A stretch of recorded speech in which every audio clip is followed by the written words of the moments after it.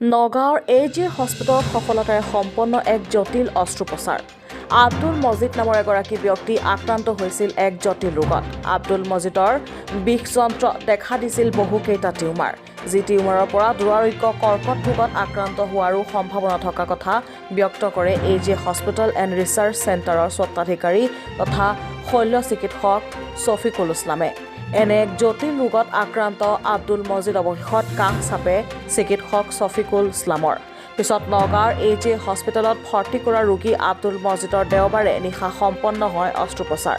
গুৱাহাটীৰ কৰ্কট ৰোগৰ শল্য চিকিৎসক ডাক্তৰ জয়দেৱ পুৰকায়স্থৰ সহযোগত দেওবাৰে নিশা আব্দুল মজিদৰ এই জটিল অস্ত্ৰোপচাৰ সম্পন্ন কৰে ডাক্তৰ শফিকুল ইছলামে। এই অস্ত্ৰোপচাৰৰ বাবে 6 ঘণ্টা সময়ৰ প্ৰয়োজন হৈছিল চিকিৎসকৰ।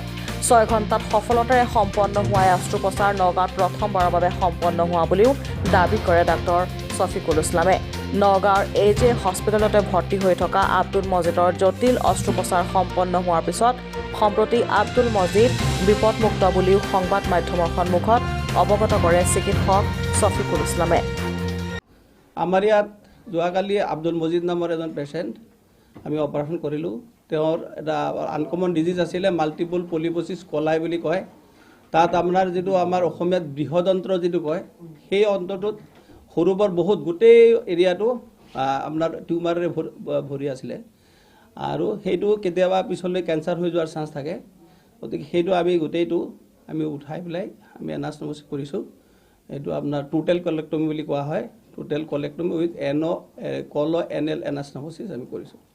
এই এনেকুৱা ধৰণৰ অপাৰেশ্যন আজি নগাঁৱত হয়তো এইটোৱে প্ৰথম বুলি মোৰ জনাত এইটোৱে প্ৰথম। সেইখিনি কথাই মই আপোনালোকৰ লগত শ্বেয়াৰ কৰিবৰ কাৰণে আপোনালোকক মাতিছিলোঁ। আৰু আমি ইয়াতে আমাক সহায় কৰিছিলে নগাঁও এই গুৱাহাটীৰ এজন কেঞ্চাৰ চাৰ্জিকেল অংকলজিষ্ট ডক্টৰ জয়দেৱ পুৰকায়স্থদেৱে। আৰু বৰ্তমান আমাৰ পেচেণ্ট সুস্থ হৈ আছে আমাৰ এজে হস্পিটেলত। এই ঘটনা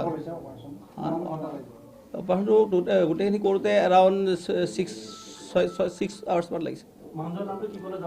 আব্দুল মজিদ 65 ইয়াৰ্ছ। মই আৰু এজন কেঞ্চাৰ অংকলজিষ্ট এজন আছিলে গুৱাহাটীৰ পৰা। মোৰ নাম ডক্টৰ শফিকুল ইছলাম। নগাঁৱৰ পৰা নিতুল দাসৰ প্ৰতিবেদন, নিউজ মেগনেট NE।